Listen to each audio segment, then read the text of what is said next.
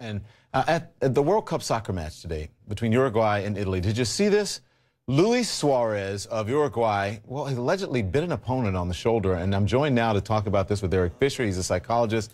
Greg Lalas is the editor-in-chief of MLSsoccer.com. And Amanda Davies, CNN sports anchor and correspondent. Never did I think I'd be talking to you guys about someone biting someone on the soccer field. It was another huge day at the World Cup in Brazil today, and a major controversy involving the Uruguayan, the striker Luis Suarez. He appeared to bite Italian defender Giorgio Chiellini on the field. So let's take a look at the shocking moment, and then we'll talk.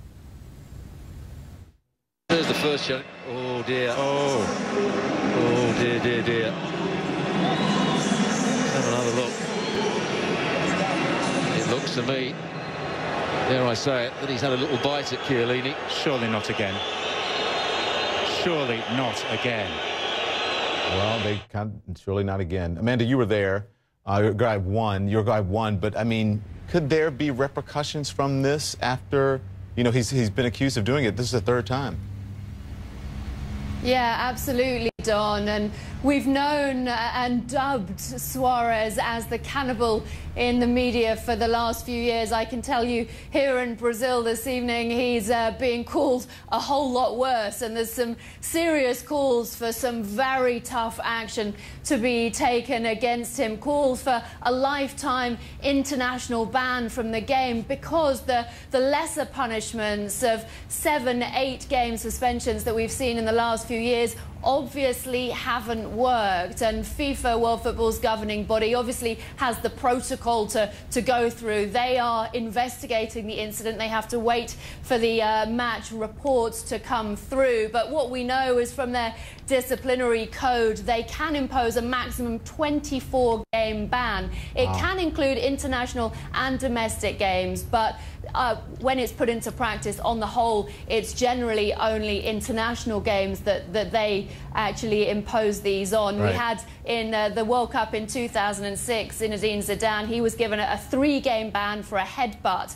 The longest ever World Cup ban was dished out in 1994, though, by FIFA, and that was 8 games. But we're expecting this, because of Suarez's previous, to be much, much tougher. And, Don, we really have a deadline here because Uruguay play their next game against Colombia on Saturday. So you would expect FIFA to have to make a decision by then. Greg, you're a former player. You know, soccer is a physical game, but it is this common on the pitch. Many people were wondering if he just ran into the guy's teeth because his teeth are so big. I'm not kidding you. No, this is not common on the field ever. And he didn't just run into his. And that's exactly what Suarez actually ended up saying afterward. He said, I made contact with his shoulder. But, I mean, you can see in the pictures right there, it was a very specific type of contact. I think what has gotten a lot of people really sort of annoyed by this as well is that Suarez then goes and dives as if he's the one who has been the aggrieved party here. You know, Amanda talked about the history here with Suarez is really remarkable.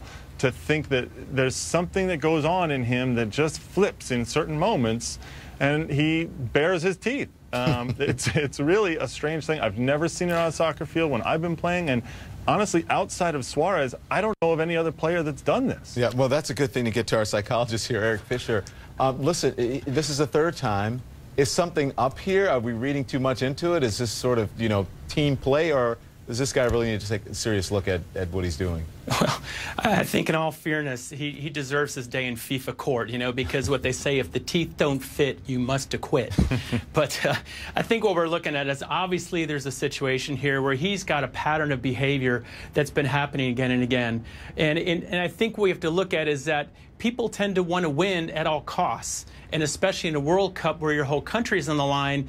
But there's a line that you have to understand is what is fair play and what goes beyond. The other issue I see here is I see an epidemic of flopping throughout the World Cup, that you see more people fall, and it seems to almost becoming more of the game and detracting from it, that here you have 2 players who flop, you know, potentially. And was the guy bit? Absolutely. Yeah. You know, but he also, they learned to play it up to try to get the cards, and the player didn't get what he wanted. But this is a very unfortunate incident and puts a real black mark on the whole team of Uruguay. That's going to have to be the last word. Thank you, Dr. Fisher, Greg Lalas, and also Amanda Davies. We appreciate it. We'll be right back.